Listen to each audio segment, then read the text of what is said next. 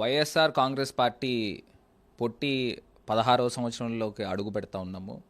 మాట తప్పని మడమ తిప్పని పోరాట యోధుడు మా జగనన్న. ప్రజలకి అనుక్షణము మంచి చేయాలి అని తప్పించే గుండె జగనన్న. ఇవాళ 16 సంవత్సరాల్లో ఎన్ని ఒడిదొడుకులు ఎదుర్కొని రాష్ట్ర ముఖ్యమంత్రిగా పనిచేసి అన్న మాటలను ప్రతి ఒక్కటి కూడా నిలబెట్టుకున్న వ్యక్తి జగన్మోహన్ రెడ్డి గారు.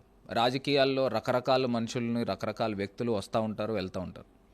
ఇవాళ ప్రజలకు ఇచ్చిన మాట నిలబెట్టుకోవడమే ఆయన ఒక్కటే చెప్పారు. ఎప్పుడు కూడా ఏ రాజకీయ నాయకుడు కూడా చెప్పారో లేదో నాకు తెలీదు, నేను ఇచ్చే మేనిఫెస్టో ఇది నాకు ఒక ఖురాన్, ఇది ఒక బైబిల్, ఇది ఒక భగవద్గీత అని చెప్పి ఎలక్షన్కి వెళ్ళిన వ్యక్తి జగన్మోహన్ రెడ్డి గారు.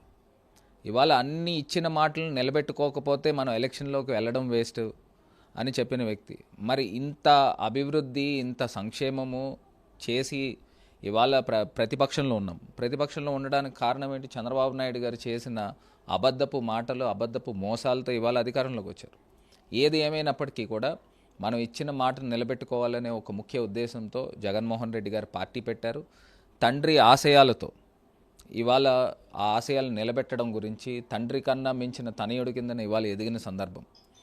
16 సంవత్సరాల్లో కూడా మనం చూస్తే ఆ రోజుల్లో సోనియా గాంధీ గారు మోస్ట్ పవర్ఫుల్ పర్సన్, బహుశా ప్రపంచంలోనే one of the powerful ladies కింద ఉండేవారు, ఐరన్ లేడీ కింద. దేశ ప్రధానమంత్రులు, రాష్ట్రపతులు మన భారతదేశానికి వచ్చినప్పుడు ఫస్ట్ సోనియా గాంధీని వెళ్ళి కలిసి హీజ్ ఆర్ ప్రైమ్ మినిస్టర్ అని పరిచయం చేసిన ఆ సందర్భాల్లో ఆమెతో డైరెక్ట్గా ఛాలెంజ్ చేశారు.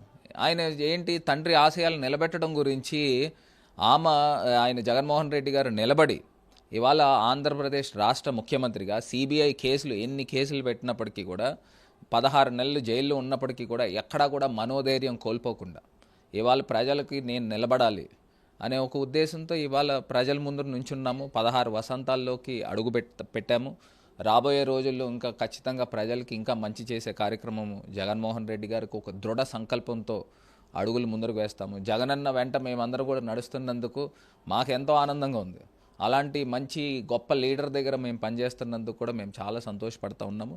ఖచ్చితంగా రాబోయే రోజుల్లో ప్రజలకు మరింత మంచి చేసే విధంగా అడుగులు ముందుకు వేస్తామని తెలియపరుస్తూ ఇవాళ ఆవిర్భావ దినోత్సవము ఎంతో గొప్ప పండుగ. మాకు వైఎస్ఆర్ కాంగ్రెస్ పార్టీ ప్రతి శ్రేణికి కూడా చాలా గొప్ప పండుగ.